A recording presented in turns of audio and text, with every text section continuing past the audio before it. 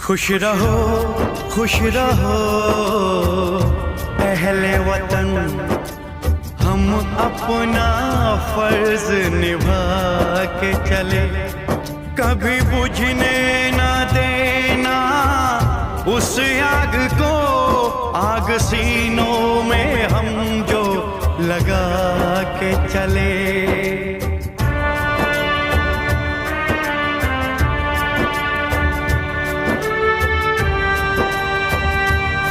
क्या हुआ नींद आई जो हम सो गए, हम तो सारे वतन को जगा के चले। याद आए हमारी तो रोना नहीं, याद आए हमारी तो रोना नहीं। अटल बिहारी वाजपेयी जी ने कहा था, भारत कोई भूमि का टुकड़ा नहीं है, ये जीता जागता राष्ट्र पुरुष। ये वंदन की भूमि है, अभिनंदन की भूमि है, ये अर्पण की धरती है, ये तर्पण की धरती है। यहाँ की हर नदियां हमारे लिए गंगा है और यहाँ का कंकड़ कंकड़ हमारे लिए शंकर है। हम जिएंगे तो भी इस देश के लिए और मरेंगे तो भी इस देश के लिए, और मरने के बाद भी जब हमारी अस्थियां गंगा में बहाओगे और जब उसे कान लगाकर सुनोगे तो वहां से भी एक ही आवाज आएगी, भारत माता की जय। भारत माता ने न जाने कितने ही वीर सपूतों को जन्म दिया, मगर उनमें से एक ऐसे वीर सपूत को जन्म दिया जिसने महज छोटी सी उम्र में मौत को गले लगाना मंजूर किया, जिसने छोटी सी उम्र में इतनी दर्द, इतनी दुख, इतनी पीड़ा सही कि मौत के बाद भी उसके लाशों के टुकड़े करके उन्हें जलाया गया। और जब इतने में भी अंग्रेजी सरकार की हुकूमतों की मन नहीं भरी तो उन्होंने उस टुकड़े को नदी में बहा दिया। उनको इतनी यातनाएं दी गई कि बर्फ की सिल्ली पर लिटाकर लगातार कोड़े की वर्षा और उस पर नमक रगड़ दिया गया, और उस के बावजूद भी उनके चेहरे से हंसी नहीं गई और एक नारा नहीं गया, इनकलाब जिंदाबाद। मैं बात कर रहा हूं आज उस महान क्रांतिवीर का जिनका नाम है भगत सिंह। नमस्कार, मैं टीनूजा स्वागत करता हूं आपका हमारे YouTube चैनल पर। और आज 15 अगस्त के मौके पे मैं चाहता हूं कि हमारे इस वीडियो के माध्यम से हर व्यक्ति उन महापुरुषों की जीवनी को जाने, समझे, और मात्र 5 लोग भी इस वीडियो को देखकर अगर अपने आप को फील कर लेंगे तो मेरा ये वीडियो बनाने का मकसद पूरा हो जाएगा।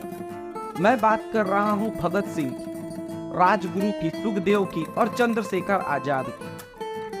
भगत सिंह जिनका जन्म 27 सितंबर 1907 में एक सिख परिवार में हुआ, जिनके माता जी का नाम विद्यावती और पिताजी का नाम सरदार किशन सिंह था। बचपन में ही कहते हैं ना कि किसी भी अच्छे और बुरे बनने की जो बीज आपके दिल और दिमाग में बचपन में ही डाल दी जाती है। बचपन में ये खेलते हुए अपने साथियों के साथ एक जगह पर पहुंच जाते हैं जहां पर अंग्रेज हिंदुस्तानियों पर कोड़े बरसाते रहते हैं, और पता है कैसे? आधा नंगा करके। और उनकी बेटियां और बीवियां चीखती चिल्लाती रहती कि छोड़ दीजिए भगवान के लिए, मगर उन्हें कोड़े मार मार कर जान से मार दिया जाता। ये घटना उनके दिल में इतना दर्द पैदा करती है कि वो रोते नहीं, बल्कि उस अंग्रेजी सरकार के लिए उनके दिल में गुस्सा और नफरत पैदा कर देती है। बचपन में कई घटनाएं ऐसी हुई भगत सिंह के साथ जिन्होंने उन्हें एक आम लड़के से उस महान क्रांतिवीर में बदल दिया जिसको अंग्रेजी सरकार आतंकवादी घोषित करती थी। क्यों आतंकवादी? क्योंकि वो अपने देश को आजाद चाहते थे। ये कौन सी गलती है अपने देश को आजाद चाहना। बचपन में उनके चाचा अजीत सिंह भी एक क्रांतिवीर थे। उन्हें पकड़कर ले जाया गया। क्यों पता है? क्योंकि बस उसने एक स्लोगन गाया था, पगड़ी संभाल चट्टा पगड़ी संभाल ओए। ओ की करी जाना है, क्यों मरी जाना है, की करी जाना है, ओ क्यों मरी जाना है, ओए की करी जाना है, क्यों मरी जाना है। ऐसे ना बुजुर्गों की इज्जतें उछालो, पगड़ी संभाल जट्टा पगड़ी संभालो। ये अपने दोस्तों को, अपने साथियों को बोलते थे कि अपनी जो पगड़ी है, सरदारों का जो पग होता है, आपको पता होगा उनका वो पग बहुत जान वो दे देंगे मगर अपनी पगड़ी नहीं देंगे। मगर वो पगड़ी अंग्रेजी सरकार के वो नुमाइंदों के पैर के नीचे रख देते थे और वो लात मार देते थे। तो उसने ये स्लोगन गाया और बस ये स्लोगन गाया था और उनको जेल में डाल दिए थे। आज आज़ादी से हम जो खुले सांस में हवा ले रहे हैं, मैं उन वीर सपूतों को नमन करना चाहूँगा। मैं जब जब इनकी कहानी पे रिसर्च करता हूँ ना, मैं दिल से ना जाने क्यों इनसे कनेक्ट हो जाता हूँ। आपको पता है क्या दरिंदगी थी, क्या हैवानियत थी। आज कई लोगों को गुमराह किया गया है ऊंची जाति नीची जाति पे। आपको मुगलों की, आपको अंग्रेजों की गए जुल्मों के बारे में पता नहीं है, इसीलिए आप ऐसा करते हैं। आप सिर्फ बात कर लेते ना कि हम भारत देश को आजाद करवाएंगे, पकड़कर जेल में डाल दिया जाता, काला पानी का सजा दे दिया जाता, तरह तरह के केस लाद कर फांसी की सजा सुनाई दी जाती। लेकिन इन सब बीच में एक व्यक्ति बहुत ज्यादा उम्मीद की रोशनी लेकर आ रहा था। कौन? महात्मा गांधी जी। उन्होंने असहाय आंदोलन चलाया जिसमें उन्होंने पूर्ण बहिष्कार किया अंग्रेजी सरकार के सारे सामानों का, और ये 60% कामयाब हो गया। लेकिन एक ऐसी घटना और एक ऐसा स्टेटमेंट जिन्होंने सबको हिला कर रख दिया। आप लोगों ने कभी न कभी इतिहास की किताब में चौरा चौरी चीज को तो, चौरा चौरी कांड को तो पढ़ी होगी ना। चौरा चौरी में जहाँ पे शांतिपूर्ण से प्रदर्शन कर रहे थे, अंग्रेज लोगों को ये आंदोलन सफल होता दिख रहा था, उन्होंने उन पर गोली चला दी, भीड़ बेकाबू हो गई, पुलिस थाने को जला दी। और गांधी जी ने क्या स्टेटमेंट दिया, ये मैं नहीं बोलता, आप खुद सुनो। गांधी जी ने अपना आंदोलन ही वापस ले लिया है। उन्होंने कहा, स्वतंत्रता के लिए अभी अपना देश पूरी तरह तैयार नहीं है। ऐसी ही कितनी घटनाएं हुई भगत सिंह के बचपन में जो उनको दिल से झंझोड़ के रख दिया। आप लोगों ने अपने इतिहास की किताब में कभी ना कभी जलियांवाला बाग कांड तो पढ़ा होगा। जलियांवाला बाग बैसाखी का दिन था, सारे सिख खुशियां मना रहे थे। गूगल पे सर्च करोगे ना तो पता चलेगा कि आंदोलन कर रहे थे। युवाओं को गलत इतिहास पढ़ाया जा रहा है। आप सोचो, अगर आप पैदा होते हो और आपको शुरू से डाला जाए दिमाग में कि भगत सिंह एक आतंकवादी था, गांधी जी देश के लिए कुछ नहीं किए, चंद्रशेखर आजाद कुछ नहीं किए, तो आपको तो वही ना समझ आएगा। हम लोगों के इतिहास में इतनी हेर फेर की गई है कि हमें असली इतिहास से गुमराह कर दिया गया। वो लोग आराम से वैसाखी के दिन अपना पर्व त्योहार मना रहे थे और जनरल डायर ने उन पर अंधाधुंध गोलियां चला दी और कई लोग तो बचने के लिए कुएं में कूद गए, जिनमें कई नाबालिग बच्चे थे और कई मासूम औरत थी। ये घटना 13 अप्रैल 1919 की है। कई ही ऐसी घटनाओं को देखते सुनते हुए भगत सिंह बड़े हुए, और ये दौर तब था जब एक क्रांतिवीर का मिलन दूसरे क्रांतिवीर से था, सुखदेव और भगत सिंह। उस समय सरकारी स्कूलों में, उस समय अंग्रेजी स्कूलों में अंग्रेज के इतिहास पढ़ाए जा रहे थे, कौन महान है कौन महान नहीं है, और सुखदेव उनका विरोध करते थे और सारे बच्चे जो इतिहास पढ़ते थे उनका ना, उनको रोकते थे। तभी उन्हें पता चला कि कोई अंग्रेजी कार्यक्रम में परफॉर्म कर रहा है। वो जाकर देखते हैं तो वो कोई दूसरा नहीं बल्कि भगत सिंह रहता है। मगर जब वो गाना सुनते हैं तो वो भी उनके साथ झूमने पड़ते हैं। वो अपने चाचा जी के द्वारा लिखे गए गाना, अजीत सिंह के द्वारा लिखे गए गाना, पगड़ी संभाल चट्टा पगड़ी संभाल ओए, ये गाना पे वो परफॉर्म करते हैं। और उस समय लाला लाजपत राय से उनकी पहली मुलाकात होती है। माफी चाहूंगा, पहली मुलाकात उनकी बचपन में ही हो जाती है क्योंकि उनके पिताजी भी आंदोलन से जुड़े हुए थे। लेकिन जो एक बोलते हैं ना सोचने और समझने की अवस्था, ये पहली मुलाकात। जब ये बड़े हुए देश के प्रति बचपन से इनके लिए प्यार तो जाग ही गया था। और प्यार ऐसा वैसा नहीं, आज के जैसा नहीं, ऐसा प्यार कि माँ भारती से इन्होंने जब प्यार किया तो फिर किसी दूसरे से ये प्यार ही ना कर पाए, ना अपने परिवार से ना किसी लड़की से। और धन्य है ऐसी माँ जिन्होंने भगत सिंह, चंद्रशेखर आजाद, राजगुरु और सुखदेव जैसे को जन्म दिया। और धन्य है वो भी कौन, वो कौन, भगत सिंह की शादी तय हुई एक लड़की से। न छेका हुआ न शादी हुआ, बस बात चली और दिन ही दिन में मन ही मन में भगत सिंह को इन्होंने अपना पति मान लिया। और वो शादी ही नहीं की, ये प्रेम था उस समय का। जब ये बड़े हुए तो उस समय ना दो दल हुआ करती थी, गर्म दल और नर्म दल।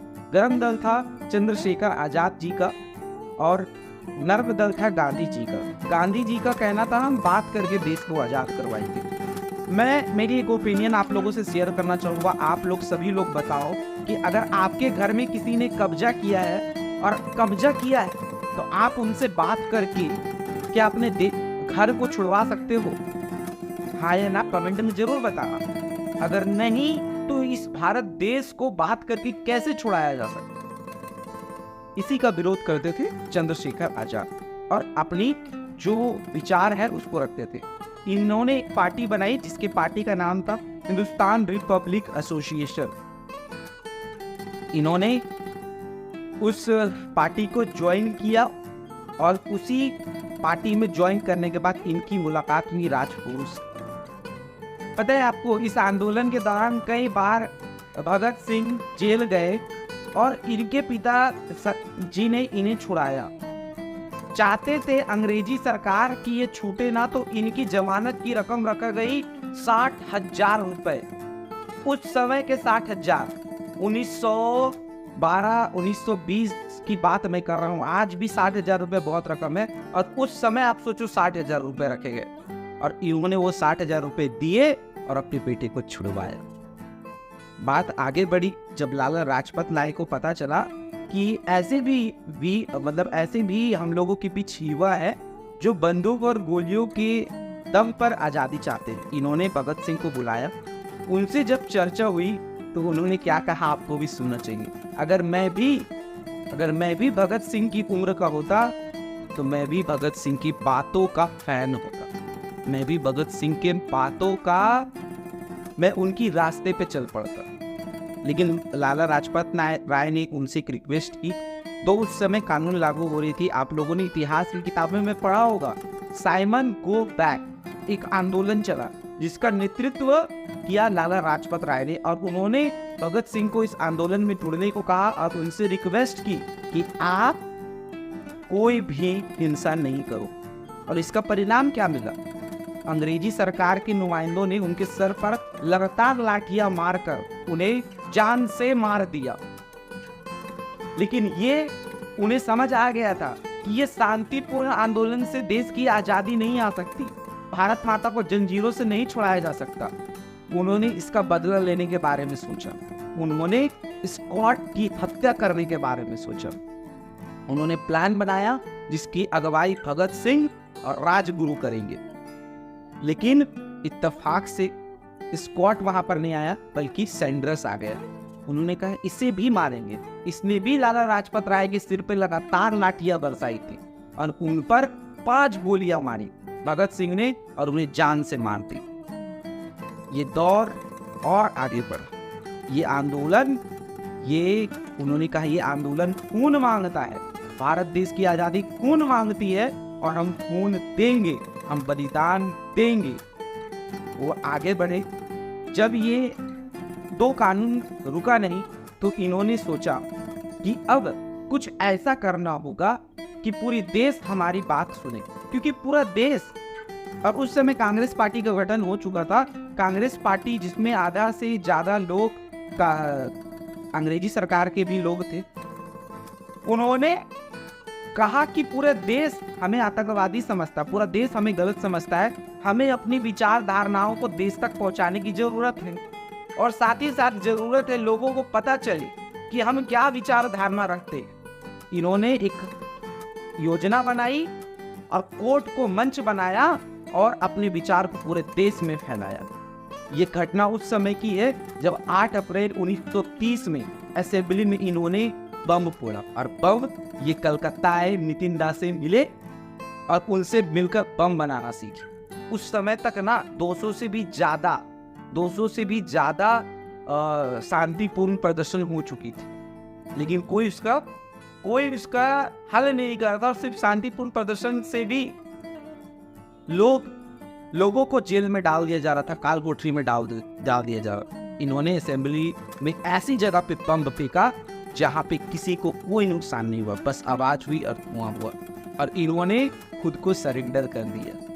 चंद्रशेखर इसके खिलाफ थे कि तुम अंदर मत जाओ, अगर तुम अंदर चले जाओगे ना तो हमारा ये संगठन टूट जाएगा। मगर इन्होंने कहा कि हमारे संगठन से भी ज़्यादा मजबूत, हमारे संगठन से भी ज़्यादा जरूरी माँ भारती को आज़ाद करवाना है, और ये आज़ाद तभी होगा जब हमारे देश के सारे युवा तक मेरी और आपकी और हमारी जो विचारधारणा है फैली। हमें लोग आतंकवादी समझते हैं तो गलत हो। इन्होंने वैसा ही किया, इन्हें कोर्ट के सामने पेश किया गया। इन्होंने अपनी विचारधारणाओं को पेश किया और अखबार के जरिए पूरे भारत में ये बात फैली। ये पढ़ने में बहुत शौकीन थे, घंटे घंटे लाइब्रेरी में पढ़ाई करते थे। ये पढ़ाई इसकी यहाँ पे काम आई। कहते हैं कोई भी चीज़ बेकार नहीं जाता है। इन्होंने अंग्रेजी सरकार का पर्दाफाश किया, उनके द्वारा किए गए जुर्म का पर्दाफाश किया, और लोगों में ये रुझान आने लगा। पूरी देश की जनता इकट्ठा होने लगी। ब्रिटिश सरकार को जब ये पता चला, उन्होंने इन्हें फांसी देने का फैसला बना लिया। लेकिन फांसी कैसे दे भाई, ये तो कोई बहुत बड़ी घटना है नहीं, क्योंकि उस बम से प्रूफ हो चुका था, किसी को नुकसान नहीं हुआ। तो उन्होंने सॉन्डर्स हत्याकांड वाली केस खोली और उनको उस केस में फंसाया। और मैं आपको बता देना चाहूँगा, एक सिख के लिए सबसे ज़्यादा जरूरी उसका पग है, मगर इन्होंने अपने देश के लिए अपने पग, अपने बाल को कटवा लिया ताकि इन्हें लाहौर से बचकर निकलना। इन्होंने अपने देश से जो प्यार किया ना, उस प्यार के सामने इन्होंने किसी को नहीं आने दिया, किसी को नहीं, ना अपने धर्म को, ना अपने मजहब को, ना माता पिता को, ना परिवार। जब देश एकजुट होने लगा, यहाँ तक कि नर्म दल के लोग भी गर्म दल के बातों से प्रभावित हो गए। गांधी जी, नेहरू जैसे ग्रुप के लोग भी भगत सिंह के ग्रुप में जुड़ने लगे। कई लोग तो कहते हैं कि गांधी जी भगत सिंह को बचा सकते थे, लेकिन उन्होंने बचाया नहीं। इस बात की मेरे पास कोई पुख्ता सबूत नहीं। इतिहास बोलता है कि इतिहास खुद को दोहराता है। जब पूरी देश बेकाबू होने लगी, अंग्रेजी सरकार को पता चल गया कि भाई अब समय आ गया है बोरिया बिस्तर बंद करके अपने देश को लौटने। उन्होंने कहा अगर भगत सिंह को, राजगुरु को, सुखदेव को, चंद्रशेखर को अगर अब नहीं रोका गया तो हम कभी नहीं रोक पाएंगे। उन्होंने उन्हें फांसी की सजा सुनाई। आप सुनकर हैरान हो जाओगे कैसे फांसी की सजा सुनाई। न कोर्ट में पब्लिक थी, न कोर्ट में न्यूज मीडिया थी, न कोर्ट में वकील थे, और सबसे मजेदार बात, न कोर्ट में मुजरिम थे। कोई नहीं था कोर्ट में बस 3 जज, और उन 3 जजों ने अपने आप में डिसाइड करके उन्हें फांसी दे दिया। मगर इस बात से वो घबराए नहीं। सारे लोगों के आंखों में आंसू आ गया, देश के आंखों में आंसू आ गया कि देश के युवा जो महज 23 वर्ष के हैं, जिनके लिए ये पूरे जीवन पड़ा हुआ है, उनको फांसी दिया जा रहा। और इनके चेहरे पे मुस्कान थी और चेहरे पे इनकलाब का नारा। ये जब कोर्ट में एंटर करते थे ना, तो शेर की दहाड़ से दहाड़ते थे, इनकलाब जिंदाबाद। इनके साथियों को भी मेरा नमन है। जब ये बात चंद्रशेखर को पता चली, उन्होंने इन्हें छुड़ाने का योजना बनाया। बस इस योजना के तहत वो एक पार्क में जा फंसे। 27 फरवरी 1931 को पूरे अंग्रेजी सरकार के पुलिस अफसरों ने उन्हें घेर लिया। अकेले होने के बावजूद सैकड़ों लोगों को इन्होंने मारा, मगर ये उनके हाथ नहीं आए। एक बात कही जाती, चंद्रशेखर आजाद कहते थे, मैं आजाद हूँ और आजाद रहूंगा, जीते जी मुझे कोई भी अंग्रेजी सरकार नहीं पकड़ सकती। और ये बात सही हुआ। लास्ट इनके पास एक गोली बची, उन्होंने खुद को गोली मार लिया, मगर वो हाथ नहीं आए। मारने के बावजूद भी पुलिस अफसर उनके पास जाने से डर रहे थे। ये लोगों को जब पता चला तो उस पेड़ पे लोग धागा बांधने लगे, लोग वहां पे पूजा करने लगे। ये इतना आंदोलन भारत पे बढ़ता हुआ देख के सरकार ने रातों रात उस पेड़ को कटवा दिया। कई वीर सपूत पैदा लिए। जब फांसी की अंतिम घड़ी आई, माता पिता को भी मिलने नहीं दे गया। इतना डर इतिहास में पहली बार और भविष्य में भी पहली बार ऐसा हुआ होगा कि फांसी का डेट जिस दिन है उस तारीख से 24 घंटे पहले, माफी चाहूंगा 18 घंटा पहले ही उन्हें फांसी दे दिया गया। और कैसे? चोरी छुपे, चोरों की भाग। लेकिन उनके चेहरे पर मुस्कान और इनकलाब जिंदाबाद का ही नारा था। 23 मार्च 1931 को भगत सिंह की मौत हो गई, उन्हें फांसी पर लटका दिया गया। और हमारा देश का जो बेटा है वो इतिहास के पन्नों में अमर हो। आज हम लोग वो सारी इतिहास को पढ़ते हैं जो इतिहास बेबुनियाद है।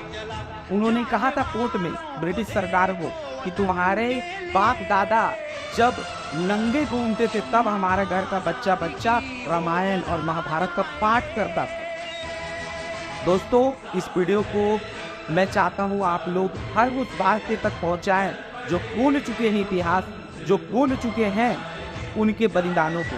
क्यों? क्योंकि भाई 23 वर्ष की उम्र में लोग या तो अपने कैरियर के बारे में सोचता है या तो अपने गर्लफ्रेंड के बारे में, और उन्होंने सोचा तो अपने देश के बारे में। मेरा नमन है उन महान सपूतों को। और साथ ही साथ मैं चाहूँगा कि आप लोग इस वीडियो को अधिक से अधिक फैलाएं। वंदे मातरम, वंदे मातरम। खुश रहो अहले वतन, हम अपना फर्ज निभा के चले, कभी बुझने ना देना उस आग को, आग सीनों में हम जो लगा के चले।